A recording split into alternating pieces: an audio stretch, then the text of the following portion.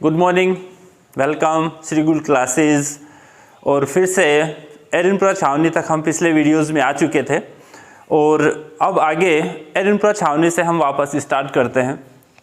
देखिए, एरनपुरा छावनी में और विद्रोह जो है, एरनपुरा छावनी की बात हम वापस करते हैं एक बार। एरनपुरा छावनी में विद्रोह होता है और एरनपुरा छावनी के बाद अब आगे देखिए, आगे जो घटनाक्रम बनता है उसकी हम यहाँ चर्चा करेंगे। हालांकि अपन ने पिछले वीडियोस में भी थोड़ा युद्ध की चर्चा कर ली थी, लेकिन एक बार फिर से उसका प्रवाह बनाने के लिए एक बार हम देख लेते हैं।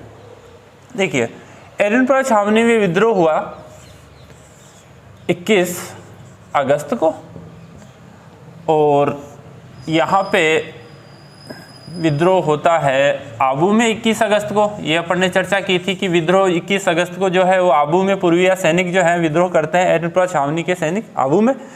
फिर उसके बाद आबू से आने के बाद विद्रोह एरनपुरा छावनी में फिर से 23 अगस्त को होता है। ठीक है, यहाँ पे 23 अगस्त को जो विद्रोह होता है छावनी में, उसमें विद्रोह कौन करते हैं? मोती खां, शीतल प्रसाद और तिलक राम। तो एरनपुरा छावनी में ये विद्रोह करते हैं ये तीन व्यक्ति, मोती खां, शीतल प्रसाद और तिलक राम। ठीक है, उसके बाद सैनिक जो विद्रोह करते हैं आगे आते हैं और आगे हमने चर्चा की थी कि वहाँ पर कुशाल सिंह जो है वो खेरवा में क्रांतिकारियों से आकर मिलता है और वहाँ पे विद्रोह करना स्वीकार करता है। अब आगे देखते हैं पिथौरा का युद्ध से आगे। अब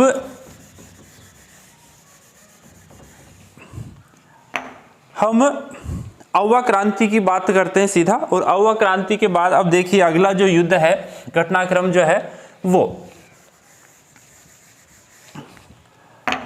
इस घटनाक्रम में देखिए अब अगला जो सेकंड वार है, अववा क्रांति से रिलेटेड 3 युद्ध हुए हैं, त्रियुद्ध जिसको हम कह सकते हैं अववा में। और जिसका सेकंड जो है अब हम ले रहे हैं, जिसको कह सकते हैं चेलावास का युद्ध,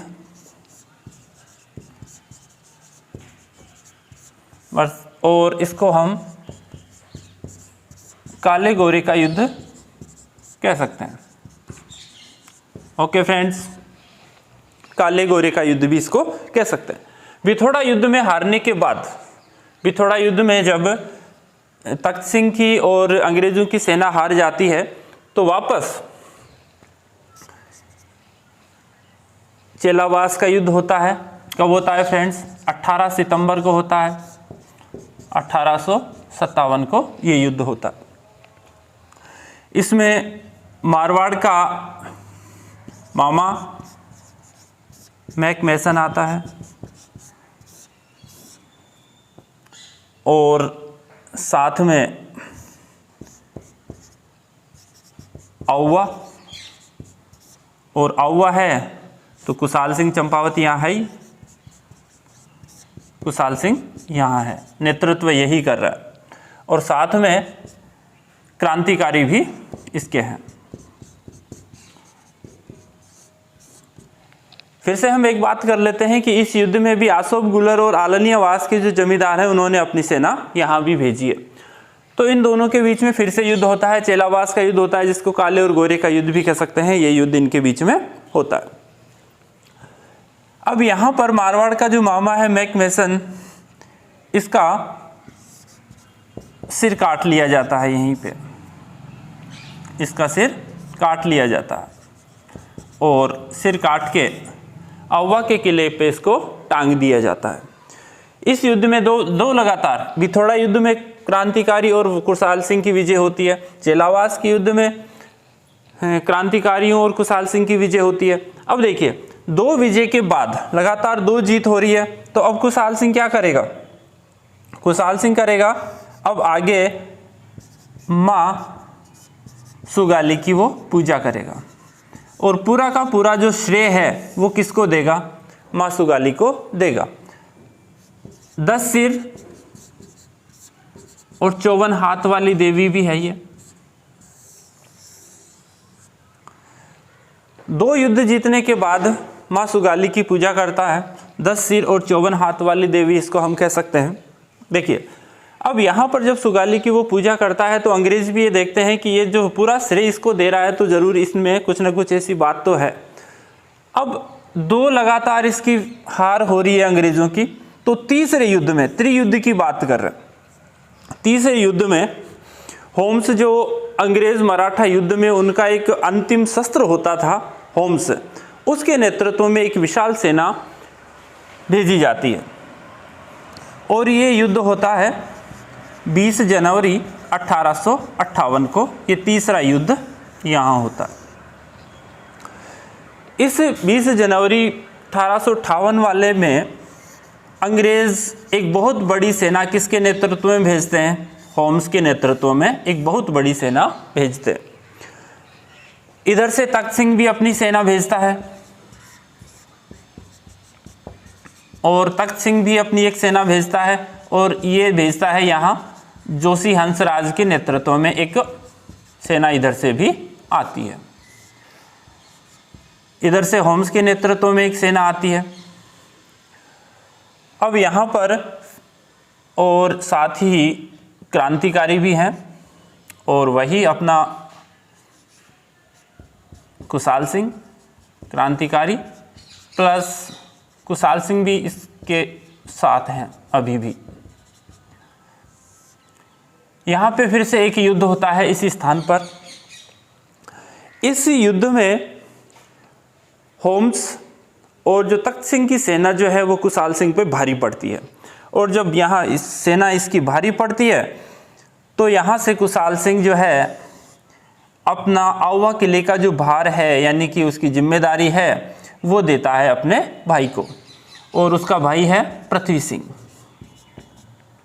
पृथ्वी सिंह जो उस समय लांबिया का ठाकुर था। पृथ्वी सिंह लांबिया का ठाकुर था, उसको किले की जिम्मेदारी देता है। तो किले की जिम्मेदारी किसको दी? कुशाल सिंह ने। तो कुशाल सिंह ने किले की जिम्मेदारी दी अपने भाई को जो कि उस समय लांबिया का ठाकुर था, पृथ्वी सिंह। यहाँ से कुशाल सिंह इसको जिम्मेदारी देता है और ये आगे निकल जाता है। यहाँ जाएगा, ये जा रहा है सलुम्बर यानी मेवाड़ की तरफ गया है। सलुम्बर का रावत है केसरी सिंह। सलुम्बर का रावत केसरी सिंह के पास ये यहाँ चला गया। सलुम्बर के रावत केसरी सिंह के पास ये रहा और वहाँ से फिर आगे निकल गया और आगे निकल के जा रहा है फिर जोध सिंह के पास। फिर आगे गया कोठारिया का जो रावत है जोध सिंह, उसके पास। देखिए, फिर से एक बार घटनाक्रम को चेक करते हैं। चेलावास का युद्ध हुआ, काले और गोरे का युद्ध 18 सितंबर 1857 को। फिर से आउवा के पास ये गांव है चेलावास, वहां पे युद्ध होता है। इस युद्ध में मोकमेसन आता है और अपना जो एजीजी है वो भी इसके साथ है। एजीजी कौन था? Patrick Lawrence. Okay, Patrick Lawrence भी इस समय इसके साथ है। दोनों यहाँ पे युद्ध होता है। मोकमेसन सिर काट लिया जाता है और आउवा के किले पे टांग दिया जाता है। पैट्रिक लॉरेंस जान बचा के अपना काम निकाल लेता है। फिर उसके बाद क्रांतिकारी और कुशाल सिंह के नेतृत्व में फिर से युद्ध होता है और 2 युद्ध में लगातार जीतने के बाद माँ सुगाली की यह पूजा करता है और इसका 2 युद्धों की जीतने का श्रेय किसको देता है? माँ सुगाली को देता है। 10 सिर और 54 हाथ वाली ये देवी है। यहाँ से अंग्रेज बुरी तरह से हारते हैं 2 बार। तो बिल्कुल बदला लेने के लिए अब बदले वाली कार्रवाई होती है। तो एक बहुत बड़ी सेना 20 जनवरी 1858 को होम्स के नेतृत्व में भेजी जाती है। प्रश्न ये उठेगा कि आउवा की क्रांति का दमन किसने किया? तो अपन कह सकते हैं कि आउवा की क्रांति का दमन करने वाला कौन है? यहाँ होम्स। ठीक है, उधर से तख्त सिंह ने भी सेना भेजी जोशी हंसराज के नेतृत्व में। यहाँ पर फिर से युद्ध होता है और यहाँ पर इधर से होम्स आ रहा है, उधर से जोधपुर की सेना सी हंसराज के नेतृत्व में आ रही है। यहाँ पे क्रांतिकारी बैठे हैं, कुशाल सिंह बैठा है। जब बहुत बड़ी सेना आती है तो कुशाल सिंह के बस की बात अब नहीं है, तो कुशाल सिंह अपने आवा के किले की जिम्मेदारी देता है अपने पृथ्वी सिंह को, भाई को, जो कि लांबिया का वहाँ ठाकुर बैठा है। यहाँ से कुशाल सिंह जाता है सलुम्बर के रावत केसरी सिंह के पास, और फिर वहाँ से निकल के जाता है कोठारिया के रावत जोध सिंह के पास। प्रश्न ये आ चुका है कि ठाकुर कुशाल सिंह ने जो शरण ली थी वो कहाँ पे ली थी, तो ऑप्शन में ये था। ठीक है फ्रेंड्स, ऑप्शन में कोठारिया था या ये जोध सिंह था, यानी कि जोध सिंह ने शरण दी थी। रावत कहाँ था, कोठारिया का। अगर ये ना आके अगर ये आता है कि किसने शरण दी, केसरी सिंह ने, तो ये दोनों ऑप्शन सही है। ठीक है फ्रेंड्स, ओके। यहाँ से अब क्रांति का दमन होता है, यानी कि क्रांति का दमन हो रहा है होम्स के द्वारा। ओके, अब क्या होता है ये देखिए। अब उसके बाद कुशाल सिंह का 1860 में कुशाल सिंह, प्रश्न ये इंपॉर्टेंट है, कुशाल सिंह नीमच में समर्पण करता है। कहाँ करता है, नीमच में। नीमच में कुशाल सिंह का समर्पण होता है।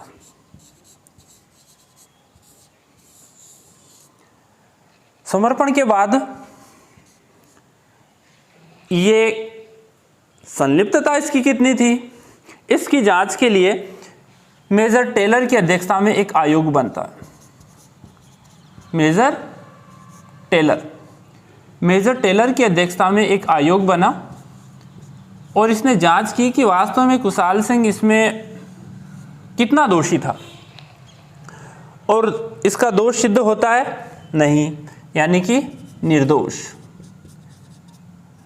और इस तरह से अवा की क्रांति का यहाँ काम समाप्त होता है। अंग्रेज इस युद्ध में माँ सुगाली की मूर्ति को अजमेर ले जाते हैं। ठीक है, खंडित कर देते हैं इसको यहीं पे, क्योंकि उनका गुस्सा है और सारा का श्रेय इसको दिया जा रहा था, तो खंडित कर दें और इसकी जो मुखंडित मूर्ति है वो अजमेर संग्रहालय ले जाते हैं। ठीक है फ्रेंड्स, ओके। अब एरनपुरा के बाद में यानी त्रियुद्ध जो हुए थे, पहला बिथोड़ा था, दूसरा चेलावास, और तीसरे को कोई नाम नहीं दिया गया है, लेकिन ये पूछा जाए कि दमन किसने किया, तो होम्स ने किया। ओके, अब जन विद्रोह की बात कर रहे हैं और जन विद्रोह में हम पहले ला रहे हैं कोटा। जन विद्रोह कहाँ हुआ है, और जन विद्रोह में पहले बात करेंगे हम यहाँ कोटा की। ओके फ्रेंड्स, ये जो चैप्टर है वो रीट और पटवार और साथ ही जो अन्य प्रतियोगी परीक्षाएं हैं उनमें बहुत ही काम की एक चीज़ है, तो देखते हैं। अब आगे चलते हैं अपन इसकी जन विद्रोह की, कोटा की। अब कोटा की बात करते हैं तो अपने दिमाग में तुरंत आ जाना चाहिए कि शाहजहां की मेहरबानी है। किसकी मेहरबानी है, शाहजहां की, क्योंकि शाहजहां ने ही कोटा जो रियासत है वो बनाई थी। तो मेहरबानी वर्ड याद रखें, ठीक है। अगर कोटा की मेहरबानी है, एक तो मेहरबानी, और अगर मेहरबानी रही है तो कोटा वाले किसकी जय बोलेंगे हमेशा, शाहजहां की, यानी कि शाहजहां की मेहरबानी, शाहजहां की जय। ठीक है, अब देखिए यहाँ कोटा में विद्रोह कब होता है। यहाँ अपन विद्रोह कर लेते हैं अक्टूबर में, विद्रोह करते हैं अक्टूबर में। और अब अक्टूबर आएगा, ठीक है, तो अक्टूबर के आसपास कौन सा त्यौहार आता है ये भी अपने दिमाग में आना चाहिए। देखिए अक्टूबर के आसपास कौन सा त्यौहार आता है, कौन सा आता है, दशहरा आता है। यस, दशहरे का त्यौहार आता है। ठीक है, अब दशहरे का त्यौहार आता है तो दशहरा से अपन एक चीज और याद कर सकते हैं कि कोटा में दशहरा का मेला लगता है। कोटा का नाम आते ही अपन को याद रखना है कि दशहरा और दशहरा का मेला लगता है सिर्फ और सिर्फ कोटा में, राजस्थान में कोटा में लगता है। अक्टूबर में यहाँ जन विद्रोह होता है, और जन विद्रोह होता है यहाँ 15 अक्टूबर को। ठीक है, अब कोटा में पॉलिटिकल एजेंट कौन बैठा है, अपन ने बात की थी, यहाँ बात की थी, तो कौन है, बर्टन है। कोटा का बटन तो बर्टन। अब देखिए यहाँ है अक्टूबर। देखिए फैक्ट कैसे याद रखे जाते हैं। अक्टूबर के आसपास कौन सा त्यौहार आता है? दशहरा आता है। तो दशहरे का मेला सिर्फ राजस्थान में लगता है, कोटा में। ठीक है, अब उसके बाद अगला फैक्ट देखिए कैसे याद करेंगे। अब मेला जो लगता है वो दशहरे का और किसके उपलक्ष्य में? राम रावण की बात है इसमें तो यानी कि यहाँ का शासक कौन बैठा है? राम सिंह है। राम सिंह द्वितीय यहाँ का शासक बैठा है। अब यहाँ पे राम सिंह है तो इसकी बात और हम यहाँ कर लेते हैं। इसका संबंध कन्यावध से है। इसका संबंध किससे है? राजस्थान में एक प्रथा है और ये भी अपने काम की चीज है कि प्रथाओं से संबंधित चैप्टर अपने रीट और पटवार दोनों में है। तो कन्यावध 1833। तो अगर अपने प्रश्न ये आए कि कन्यावध सबसे पहले कहाँ अवैध घोषित हुआ था, तो कन्यावध अब सबसे पहले अवैध घोषित हुआ था कोटा में। अवैध घोषित कोटा में। और किसने किया था? राम सिंह सेकंड, जो हाड़ा चौहान का यहाँ शासन है, उसने सबसे पहले कन्यावध अवैध घोषित किया था। कन्यावध क्या था कि जो राजपूत और अन्य जो जातियां थी वो क्या था कि अपने पुत्री के विवाह में बहुत ज़्यादा खर्चा होता था, त्याग राशि बहुत ज़्यादा मांगी जाती थी। तो उस त्याग राशि ज़्यादा मांगी जाती थी तो उसके कारण कन्याओं का विवाह ही नहीं होता था। तो उसके कारण जब कन्या जन्म लेती थी तो उसको मार दिया जाता था। वैसे त्याग प्रथा की बात हम कर लेते हैं, लेकिन आगे जो प्रथाएं जब पढ़ाई जाएगी उस समय उसकी बात करेंगे। अब देखिए कोटा से वापस, कोटा में दशहरे का मेला लगता है, क्रांति होती है 15 अक्टूबर को, विद्रोह होता है यहाँ। दशहरे का त्यौहार यानी कि दशहरे का मेला। तो दशहरे का संबंध किससे है? राम से है। तो यहाँ राम सिंह सेकंड बैठा है। कन्यावध इसने अवैध घोषित किया 1833 में। ओके, अब देखिए अगला। अब आगे मैंने कहा था शाहजहां की मेहरबानी है। तो यहाँ पे विद्रोह करने वाली जो बटालियन है वो है कोटा कंटीजेंट ने यहाँ किया था। कोटा कंटीजेंट ने विद्रोह किया यहाँ पे। स्थापना की बात करते हैं तो 1838 में इसकी स्थापना हुई थी। अब अगला फैक्ट देखिए, कोटा कंटीजेंट यहाँ बैठी है तो थोड़ा सा देखिए बर्टन क्या है, नीमच का विद्रोह दबा के किसके साथ, अगर हम बात करें कि नीमच था तो नीमच की क्रांति का विद्रोह का दमन सावर्ष ने किया था, लेकिन ये बर्टन भी क्या है, उस विद्रोह को दबाने के लिए उसकी सहायता के लिए गया था। तो ये जब वापस आया 12 अक्टूबर को, कहाँ? कोटा में।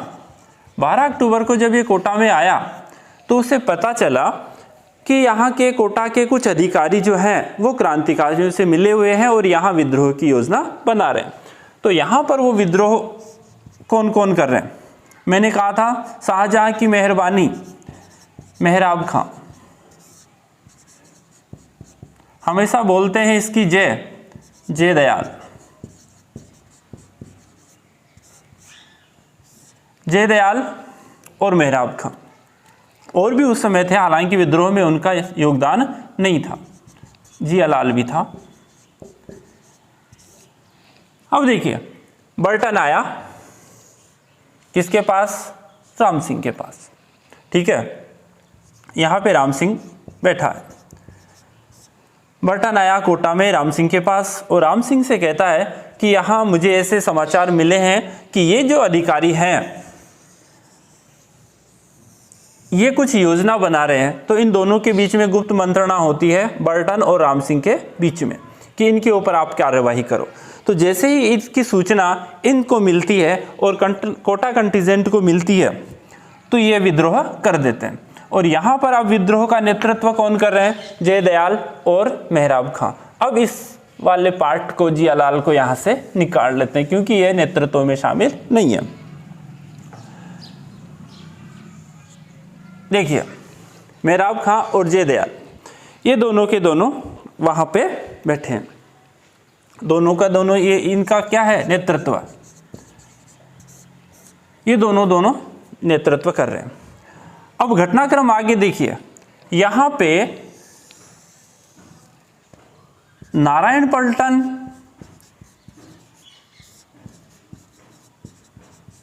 और भवानी पलटन यहाँ पे बैठी थी।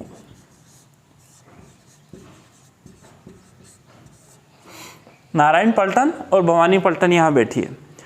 तो इसने भी क्या है, विद्रोह में साथ दिया। अब यहाँ पर तुरंत ही कार्यवाही, देखिए किस तरह का घटनाक्रम यहाँ बनता है। घटनाक्रम की बात कीजिए, देखो घटनाक्रम किस तरह से बनता है।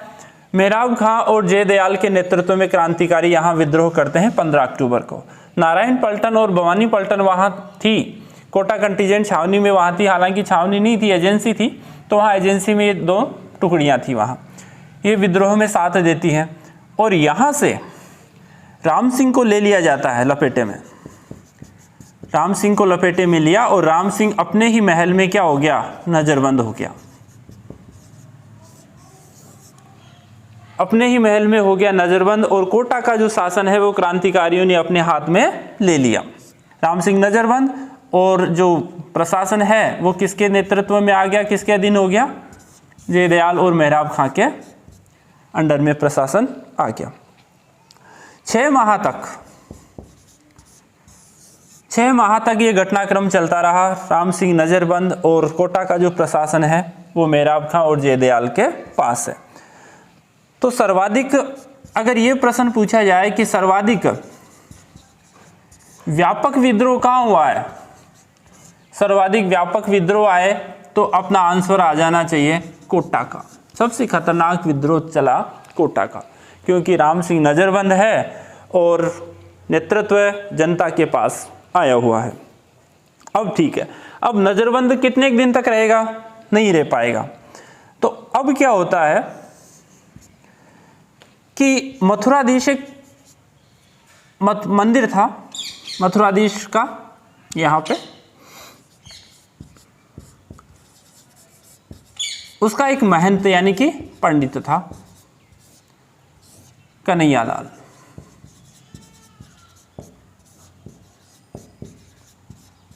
ये इंपॉर्टेंट है अपने लिए।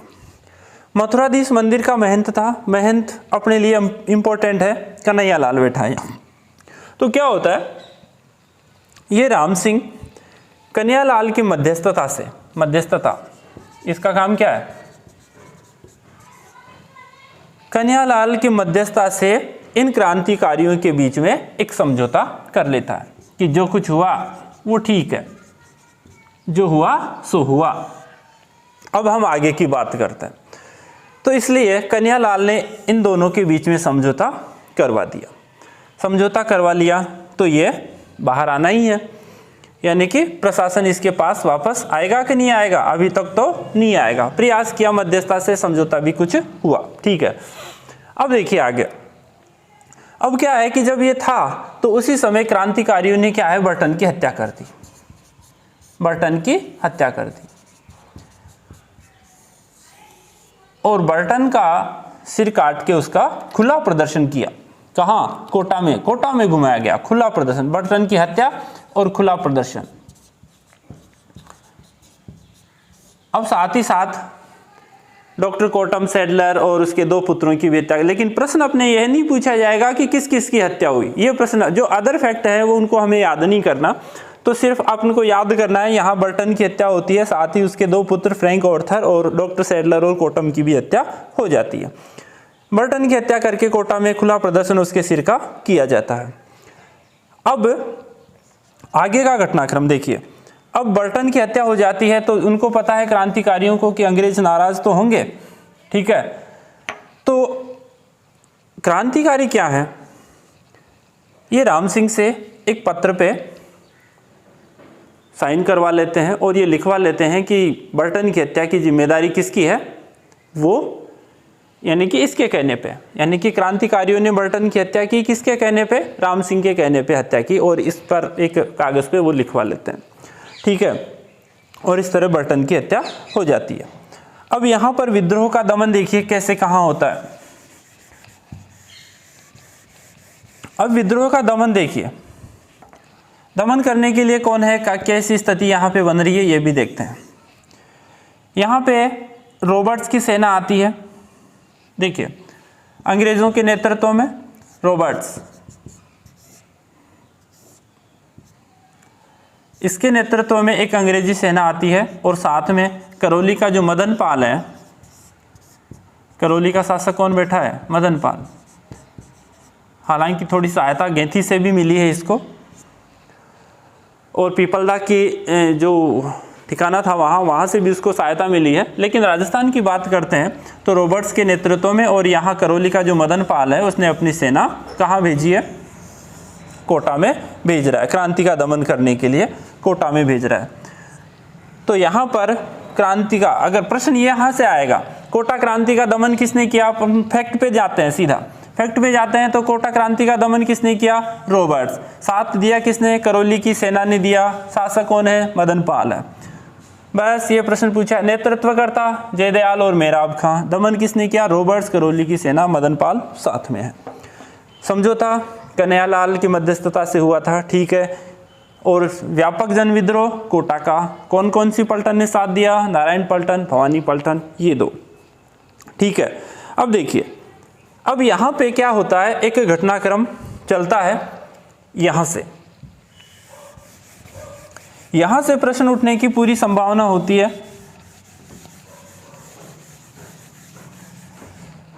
यहाँ से रॉबर्ट्स और करौली की जो सेना है वो दमन करने के लिए आती है। अब यहाँ से क्रांतिकारी कहाँ चले गए? कहाँ क्या करेंगे? या तो लड़ेंगे या भागेंगे। तो यहाँ से क्रांतिकारी कहाँ गए? ये इंपॉर्टेंट प्रश्न आएगा परीक्षा में। यहाँ से क्रांतिकारी गए भंवरगढ़।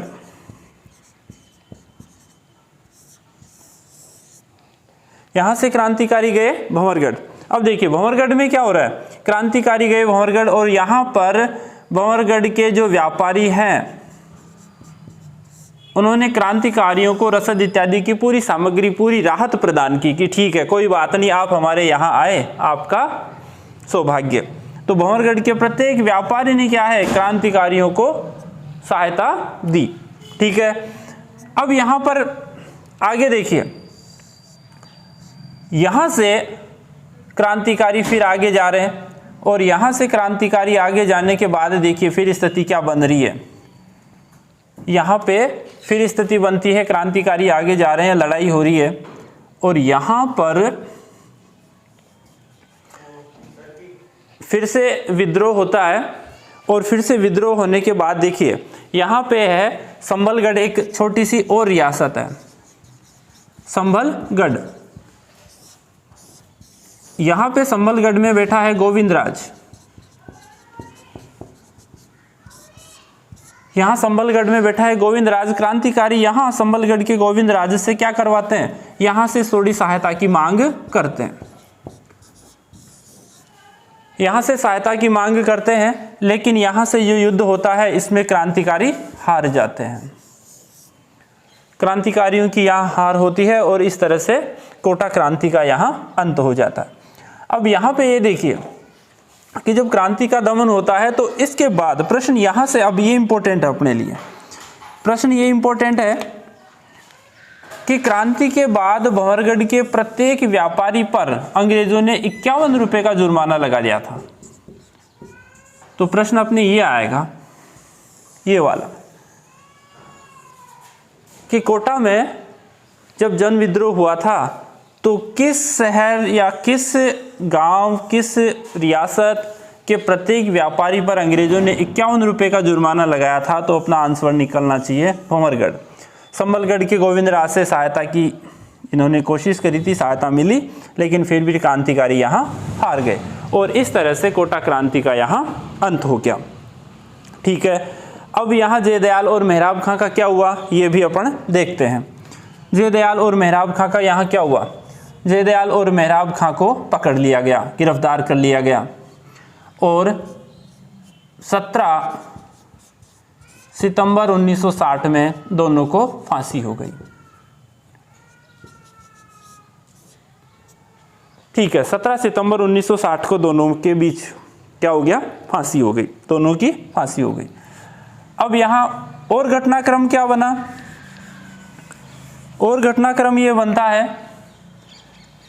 कि इस जन विद्रोह में साथ किसने दिया, करौली के शासक मदन पाल ने साथ दिया, ठीक है। तो करौली के शासक मदन पाल ने साथ दिया, और राम सिंह सेकंड ने क्या किया, बर्टन की सुरक्षा में लापरवाही बरती। बर्टन की सुरक्षा में लापरवाही बरती।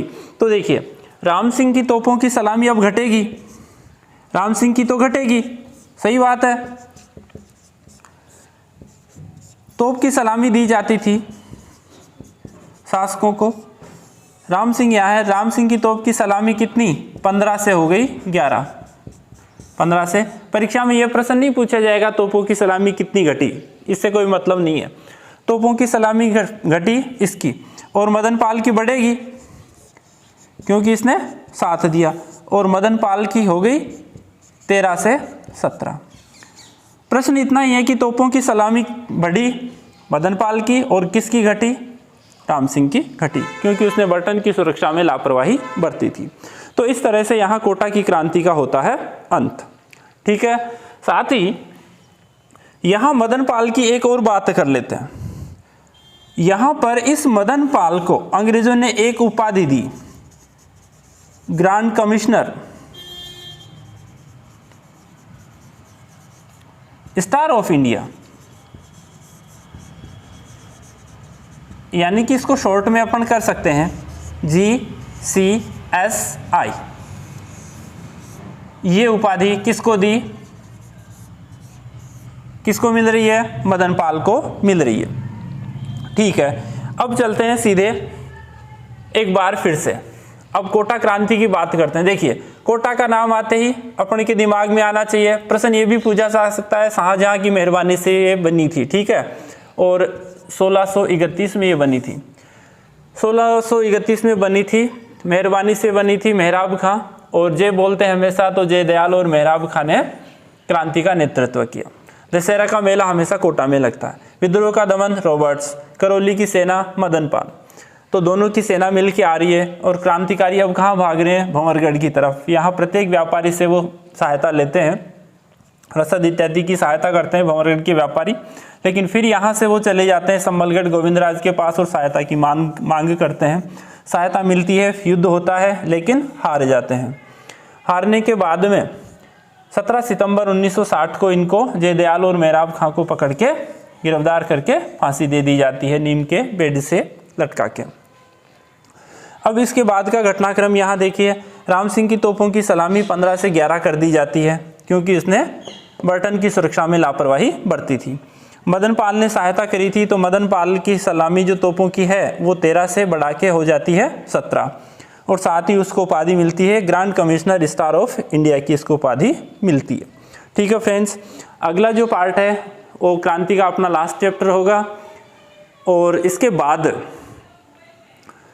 जैसे ही क्रांति वाले जो चैप्टर समाप्त होंगे, रीट और स्पेशली जो पटवार परीक्षा है उसके लिए एक अलग से अपना सिलेबस आएगा, और उस सिलेबस के आधार पर ही हम जो हैं वो वीडियोस इत्यादि बनाएंगे ताकि आप ज़्यादा से ज़्यादा लाभान्वित हो सकें। तब तक के लिए धन्यवाद।